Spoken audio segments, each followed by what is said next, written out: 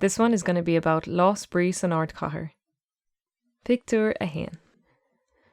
I pictiúr a hain feicimid Ciara agus a máthair ag airfort bhaile átha chlia.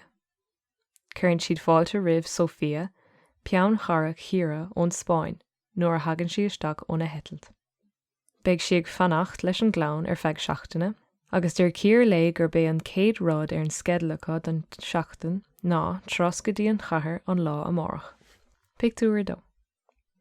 Sa pictiúr seo feicimid Ciara agus Sophia ar chros buis ag dul timpeall na cathrach baile á clia.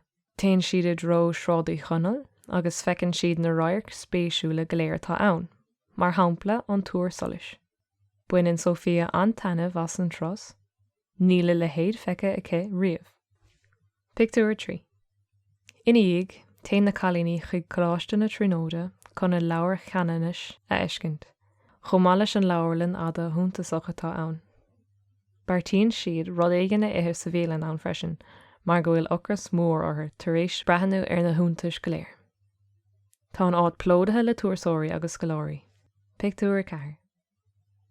I pictiúr 4 feicimid gach gníomhacht eile a thugann na cailíní faoi. Téann si go dtí Músaeum Pharc an Chróchaigh chun ár spórt náisiúnta tradiisiúnta a thaspáint agus a bhíonú de Sofia. Freisin téann siad go dtí an Stad a Bhíomha, Gardaín na Nanmhaithe, agus roinnt in na sépéal is cáiliúla agus is áile in éireann, cosúil le hagla snéamh pádraig. Tá Sofia ag fáil tros ceart fearsing, ní cála rá. Pictiúr 5. Sa chuigú pictiúr téann na cailíní go dtí sráid craftan chun píosa sipadúirta a dhéanamh. Nuair tá roinnt éidigh ceannathe acu, beartaíonn siad rud éigin a ithe i mílean burks. Tá bíochlár i lámh Sofia agus tá spéis aici sna béalathe tradiisiúnta éireannacha. Buineann siad ansalt as an méile agus as an atmosfér bra ar shráid craftan. Pictiúr 6.